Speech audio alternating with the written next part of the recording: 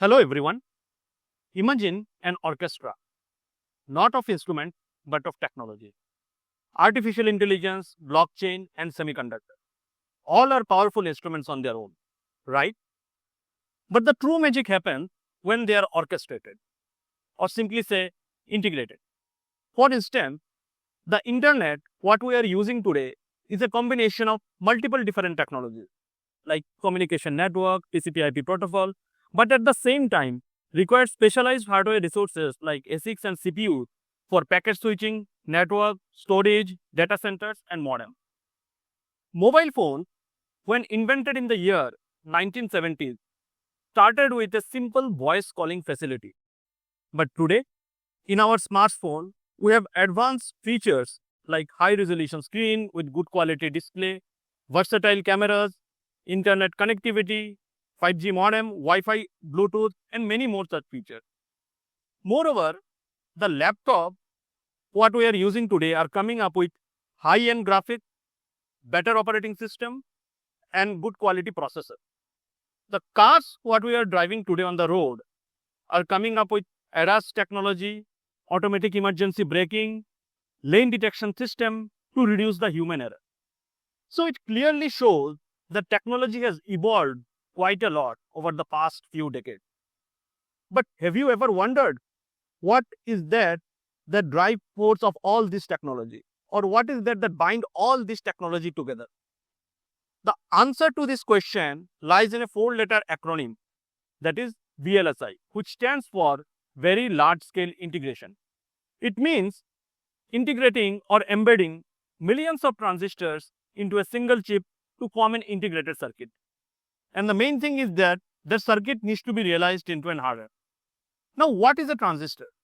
The transistor is a basic or a minute element in a semiconductor device, which you can think of like resembling the characteristics of something like electrical home appliances which act as a switch. Now, in this process of integration of realizing into hardware, we need to take care of 3 parameters which are extremely important. That is power, speed, and area. The power consumption of any device should be as low as possible. Why? Because if the power consumption is more, you can say, let's say if you are using your smartphone and if it's getting heated up very frequently, that's a problem, right? So that's why the power consumption of the device should be as low as possible. The area requirement is optimal. Why? Because within a smaller area, if you are able to fit in more number of transistors, the device or product will support more innovation. Nowadays, the smartphone are coming up with more innovative features or more advanced features is because we are able to accommodate more number of transistors within a single chip. And the last one is the speed. There should be no compromise with the speed. The speed should be as fast as possible. Now, the next question is, why VLSI? Why not other technologies? As we can see from the slide, before VLSI, number of technology nodes arrived, like small scale integration, medium scale integration, and large scale integration, which are of varied transistor count. Let's say 1 to 10 transistor count for small scale, then 500 transistor count, and then 20,000 transistor count for medium scale. But their problem is that they are unable to accommodate more number of transistors into a single chip, and that's why this is the reason they fail. And one of the reasons that's why VLSI succeed, because they're able to accommodate almost millions of transistors into a single chip, which gives us but to newer innovation. Now, the thing is that today's semiconductor growth is world is witnessing almost a huge semiconductor growth, and that growth is going to multifold in the near future. India already reported a $52 billion growth by 2025, and this growth is expected to rise to $109 billion by 2030.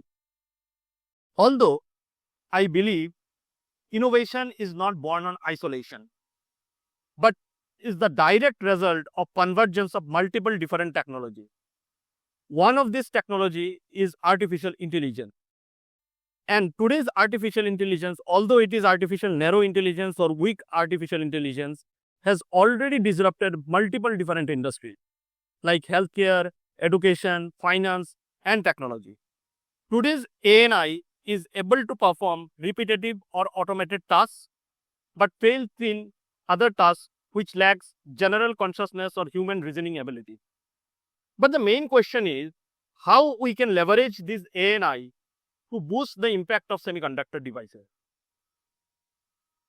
In VLSI, or let's say in semiconductor industry, almost 70% of the time is consumed in verifying a chip.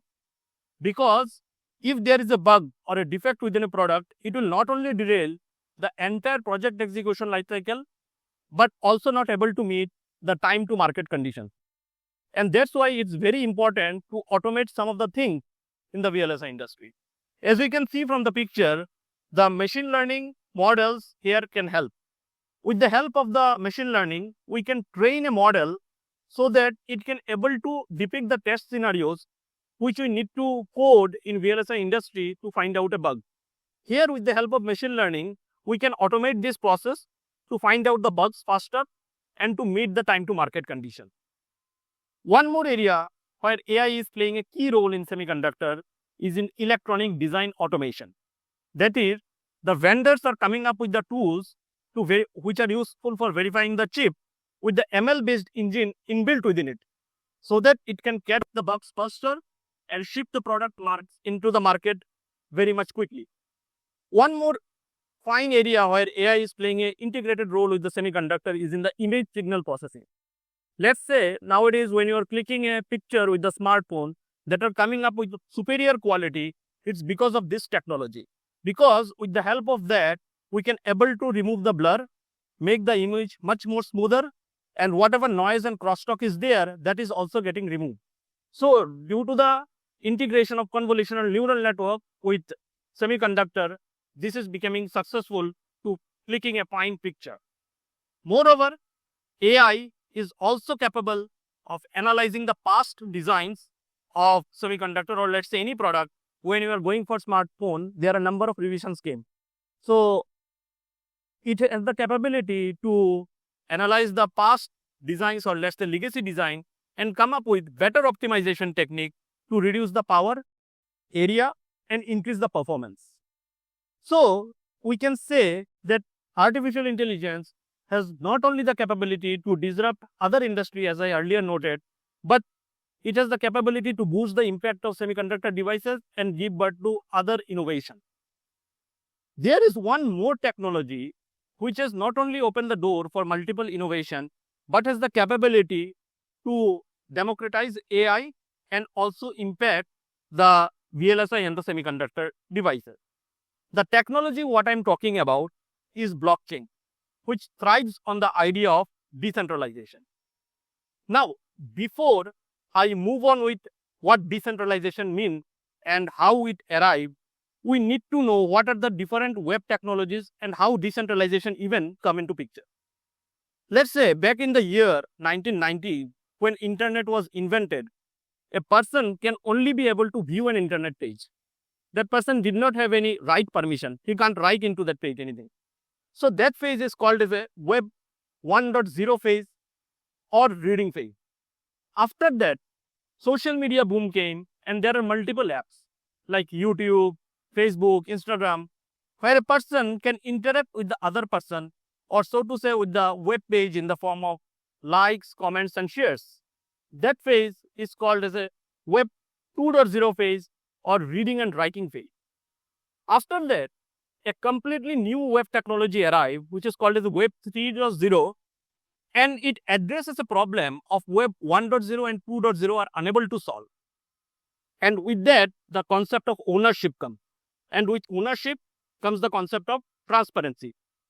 So, blockchain is nothing but, you can think of like an interconnected nodes of network which are connected in a peer-to-peer fashion, and all the nodes in the network are owners. Let's say if there are network of 10 nodes, all the 10 nodes are owners. There is no central authority or central governing organization that is ruling over that network.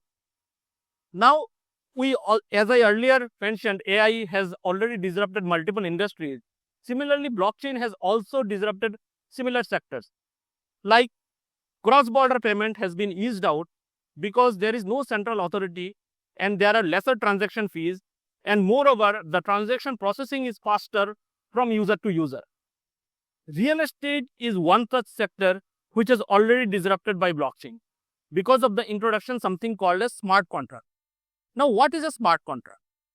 Smart contract is similar to your physical contract between a tenant and an owner, but the only difference is that that contract is written in the form of a code and pushed into the blockchain. And the fascinating part here is that once that contract is pushed into the blockchain, it remains open source, but no one will be able to modify it, and hence it remains immutable. And due to that, both the tenant and the owner needs to abide by the rules, whatever written in the contract, since no one can able to modify it. One more area where blockchain is playing a key role is in the field of supply chain management. Nowadays, due to the introduction of the blockchain, each and every process has been tracked from source to destination. Let's say if you take the case of a courier delivery or any other thing, so each and every process has been tracked from source to destination, and due to that, carbon footprints are also getting negative. So there are many use cases of blockchain similar to artificial intelligence, which has already disrupted this industry. Now, again, the same question comes. How we can use this blockchain to make more innovations into the field of ANI and also to impact the semiconductor devices? Broadly speaking, there are two types of blockchain. One is public blockchain, which are like Bitcoin and Ethereum, which are open source.